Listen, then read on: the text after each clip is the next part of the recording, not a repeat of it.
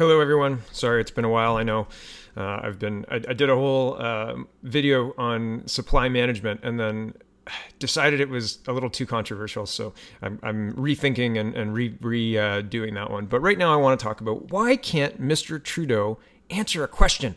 And here's my montage. Here it is. So take it away, Mr. Scheer.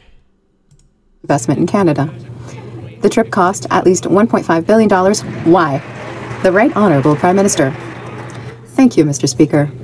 I wish to congratulate Richard Martel for his victory in Chicoutimi-Le-Fjord. And I would like to thank all of the candidates who participated in the election, as well as all the voters. It's important to get people involved, and we're very proud of it. I would like to take the opportunity, because this is our last day, to thank the Pages, who have served us so well in the House of Commons for so long. Been here working hard for us. Thank you for everything you've done throughout this year. Thank you all to all the staff who are seeing us off through this summer. Merci.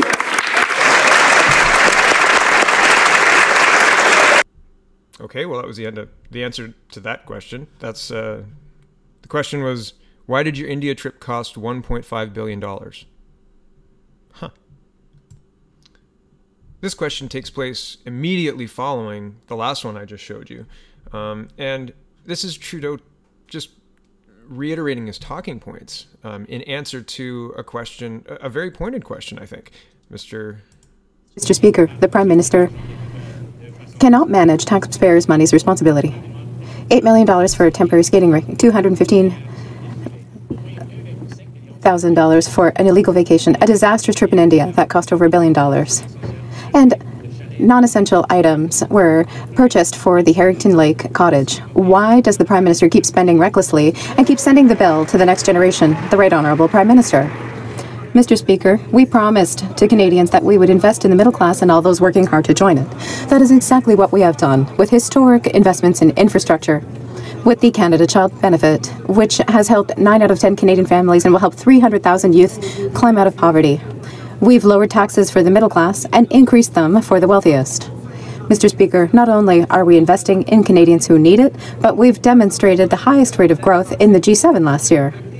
We are generating the growth that Canadians need. The Honourable Leader of the Opposition.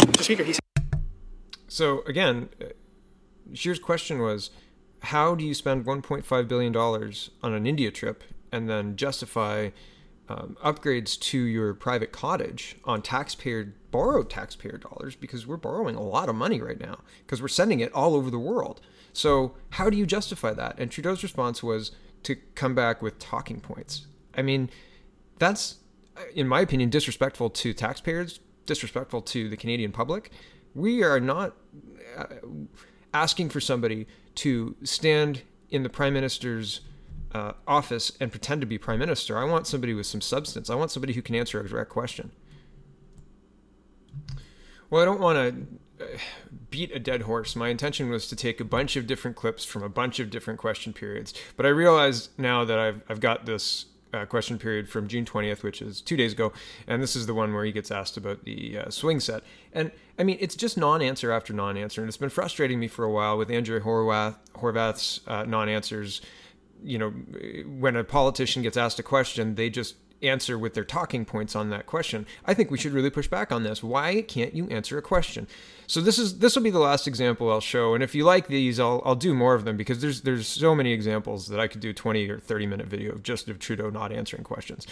So anyway, this one is Andrew Scheer asking Trudeau about can the Prime Minister tell me what is part of a $7,500 swing set? Mr. Scheer? Mr. Speaker, he says he's investing in the middle class. Well, since when does the Prime Minister's family count as the middle class?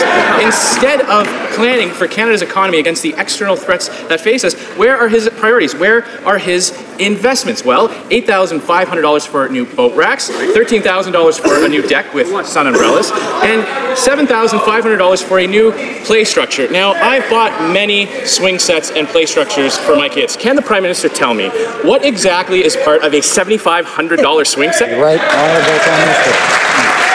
Mr. Speaker.